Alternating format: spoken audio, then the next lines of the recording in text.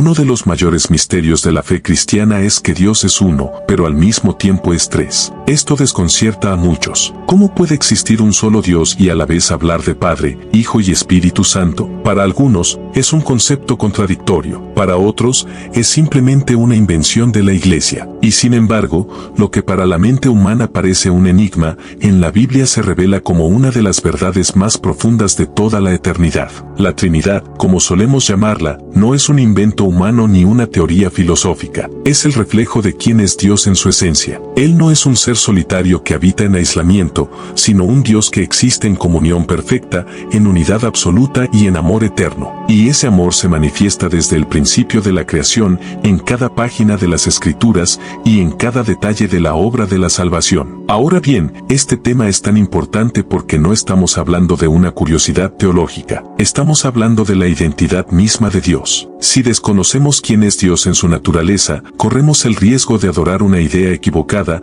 o peor aún, de reducir al Creador a una caricatura humana. La Biblia advierte que vendrían tiempos de engaño y confusión, donde muchos negarían la divinidad de Cristo o la persona del Espíritu Santo. Por eso necesitamos volver al origen, a la palabra inspirada, para descubrir cómo funciona realmente esta verdad divina. El misterio comienza desde la primera página de la Biblia. En el libro de Génesis capítulo 1 versículo 26 leemos: Entonces dijo Dios, hagamos al hombre a nuestra imagen, conforme a nuestra semejanza. Nota la expresión, hagamos y nuestra. Desde el inicio, Dios no habla en singular, sino en plural. No está actuando solo. Está revelando que en la misma esencia divina hay una pluralidad en perfecta unidad. La pregunta es, ¿quién estaba con Dios en ese momento? El Evangelio de Juan responde con claridad. En el capítulo 1 versículo 1 declara, en el principio era el Verbo, y el Verbo estaba con Dios, y el Verbo era Dios. Aquí no se habla de un ser creado, ni de un profeta, ni de un simple mensajero. Se nos dice que el Verbo, identificado más adelante como Jesucristo, estaba con Dios desde el principio y que Él mismo es Dios. Esto confirma que en la creación ya estaba presente el Hijo Eterno, pero no termina allí. Génesis capítulo 1 versículo 2 dice que el Espíritu de Dios se movía sobre la faz de las aguas. Es decir, en los primeros dos versículos de la Escritura ya vemos a los tres, Dios el Padre, Dios el Hijo y Dios el Espíritu Santo, actuando en unidad perfecta en la creación del mundo. Alguien podría objetar, si hay tres, entonces hay tres dioses. Pero la Biblia es categórica en rechazar esa idea. Deuteronomio capítulo 6 versículo 4 declara, Oye Israel, el Señor nuestro Dios, el Señor uno es. Aquí está la clave, no son tres dioses distintos, sino un solo Dios que se manifiesta en tres personas diferentes, cada uno con funciones específicas, pero compartiendo la misma esencia divina. Para entenderlo mejor, Jesús mismo lo explicó en su ministerio. En Juan capítulo 10 versículo 30 dijo, Yo y el Padre uno somos. Estas palabras no significan que Jesús sea un Dios separado del Padre, sino que ambos comparten la misma esencia, la misma naturaleza divina. Es unidad, no división. Además, en Juan capítulo 14 versículo 26, Cristo dijo, Mas el Consolador, el Espíritu Santo, a quien el Padre enviará en mi nombre, Él os enseñará todas las cosas. Aquí se nos revela claramente que el Espíritu Santo no es una fuerza impersonal ni una energía abstracta, sino una persona divina que enseña, guía y actúa. Una de las ilustraciones más sencillas para entender esta relación es la del agua. El agua puede presentarse en forma de líquido, de hielo y de vapor, pero sigue siendo la misma sustancia. Otra comparación es la del Sol. El Sol emite luz, calor y energía, pero sigue siendo un solo astro. De manera similar, Dios se manifiesta como Padre, como Hijo y como Espíritu Santo, tres manifestaciones distintas de un único Dios verdadero. Pero aquí surge la gran pregunta, si la Trinidad está tan clara en las Escrituras, ¿por qué muchos la rechazan? Algunos niegan la divinidad de Cristo y lo reducen a un simple maestro moral. Otros rechazan al Espíritu Santo y lo ven como una mera fuerza. Y otros argumentan que la palabra Trinidad no aparece en la Biblia, como si eso invalidara la doctrina. Pero la realidad es que no importa el nombre, lo que importa es la verdad bíblica que representa. De hecho, hay muchas doctrinas fundamentales que no se nombran explícitamente en la Biblia pero que son innegables en su enseñanza. La palabra Biblia en sí misma no aparece dentro del texto bíblico, y sin embargo, aceptamos plenamente su autoridad. Con la Trinidad sucede lo mismo. Aunque la palabra no aparezca, el concepto está presente en cada parte de la palabra inspirada. Y si todavía quedan dudas, basta leer el mandato de Jesús en Mateo capítulo 28 versículo 19. Por tanto, id y haced discípulos a todas las naciones, bautizándolos en el nombre del Padre, y del Hijo, y del Espíritu Santo. Observa que no dicen los nombres, en plural, sino en un solo nombre. Esto demuestra que los tres comparten una misma identidad divina. En 2 de Corintios capítulo 13 versículo 14, el apóstol Pablo refuerza lo mismo al mencionar juntos a Jesucristo, a Dios el Padre y al Espíritu Santo, mostrando su obra conjunta y su unidad perfecta. La Trinidad, entonces, no es un invento humano ni una tradición eclesiástica. Es la esencia misma de Dios revelada en las Escrituras. Negarla no solo es rechazar un dogma, es rechazar el testimonio de la Biblia y la forma en que Dios se relaciona con la humanidad. Si la primera parte nos mostró el fundamento bíblico de la Trinidad, ahora es necesario confrontar algo más incómodo, los errores y distorsiones que a lo largo de la historia se han levantado en torno a esta verdad. Porque lo cierto es que no todos están dispuestos a aceptarla, y el rechazo, en la mayoría de los casos, no se debe a que la Biblia sea ambigua, sino a que el corazón humano se resiste a aceptar lo que no puede controlar ni encajar en su lógica limitada. Uno de los errores más comunes es negar la divinidad de Jesucristo. Algunos grupos religiosos lo presentan como un ser creado, inferior al Padre, un Dios menor. Esta enseñanza contradice directamente lo que el Evangelio de Juan capítulo 1 versículo 1 ya dejó en claro: el Verbo era Dios. No dice que era como un Dios ni que tenía cualidades divinas, sino que era Dios. Negar esa declaración es rechazar la revelación inspirada. Otro error es reducir al Espíritu Santo a una fuerza impersonal.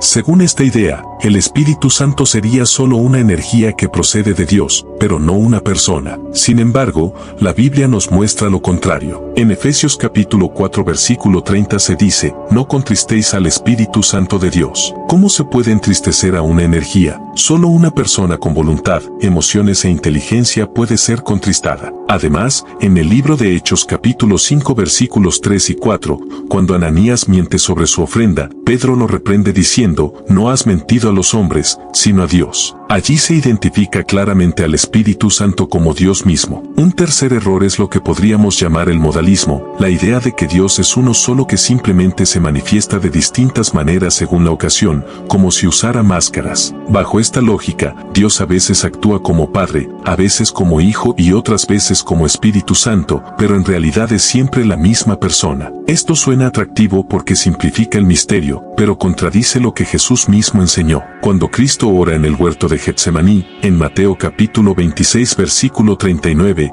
dice: Padre mío, si es posible, pase de mí esta copa, pero no sea como yo quiero, sino como tú. ¿Cómo puede ser que Jesús esté orando a sí mismo? La única explicación coherente es que Él, como Hijo, está dirigiéndose al Padre, mostrando que son personas distintas, aunque uno en esencia. También está la postura del pluralismo religioso, muy común en nuestra época. Según esta visión, no importa si crees en un solo Dios, en varios dioses o incluso en una energía cósmica, porque al final todo es lo mismo. Esta idea choca de frente con la fe bíblica. Isaías capítulo 45 versículo 5 lo declara sin rodeos: yo soy el Señor, y ninguno más hay, no hay Dios fuera de mí. Y Jesús mismo en Juan capítulo 14 versículo 6 dijo: yo soy el camino, la verdad y la vida, nadie viene al Padre, sino por mí. No hay espacio para relativismos. Lo más grave de estas distorsiones es que no se quedan solo en la teoría, tienen consecuencias prácticas, porque si Jesús no es Dios, entonces su sacrificio en la cruz pierde su valor eterno. Si el Espíritu Santo no es una persona divina,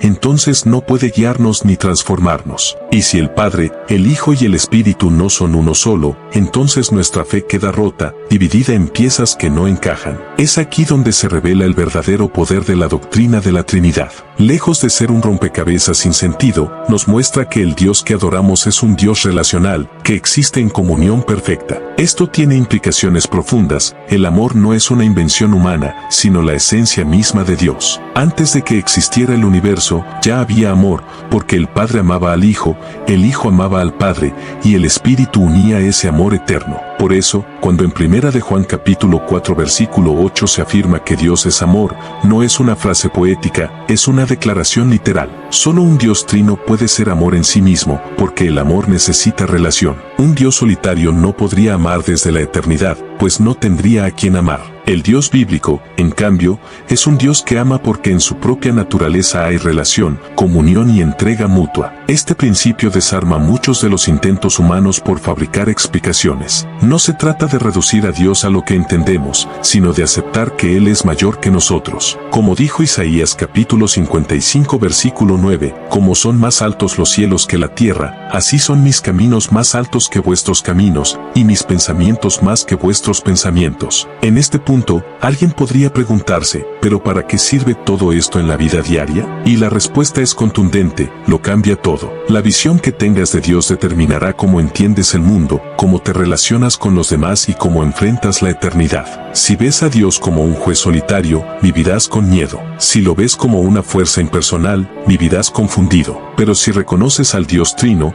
encontrarás el equilibrio perfecto entre amor, justicia, poder y gracia. Hemos visto cómo la Biblia confirma claramente la existencia del Padre, del Hijo y del Espíritu Santo como un solo Dios. También hemos desarmado las falsas ideas que distorsionan esta verdad. Pero ahora llegamos a la parte más decisiva. ¿Qué significa la Trinidad para ti hoy? ¿Qué impacto tiene en tu vida diaria? Primero, la Trinidad nos revela que fuimos creados para la comunión. En el libro de Génesis capítulo 1 versículo 26, Dios dijo, hagamos al hombre a nuestra imagen, conforme a nuestra semejanza. Esa frase, hagamos, ya refleja la pluralidad de la deidad. El ser humano no fue creado para la soledad, sino para la relación. Así como el Padre, el Hijo y el Espíritu viven en perfecta unidad, tú y yo hemos sido diseñados para amar, para compartir, para vivir en comunidad. Por eso la soledad duele tanto, contradice el propósito original de nuestra existencia. Segundo, la Trinidad nos muestra que la salvación es una obra conjunta. No fue solo el Padre quien decidió salvarnos, ni únicamente el Hijo quien murió por nosotros, ni únicamente el Espíritu quien nos transforma. Fue un plan en el que participaron los tres. El Padre amó tanto al mundo que dio a su Hijo unigénito, según Juan capítulo 3 versículo 16. El Hijo se entregó voluntariamente en la cruz, como afirma Filipenses capítulo 2 versículos 6 al 8. Y el Espíritu Santo es quien convence de pecado, de justicia y de juicio, como leemos en Juan capítulo 16 versículo 8. El cielo entero estuvo involucrado en rescatarte a ti. Eso debería hacernos sentir un valor inmenso. No somos un accidente, sino el centro de la atención del Dios Trino. Tercero, la Trinidad nos enseña la importancia de la unidad en la diversidad.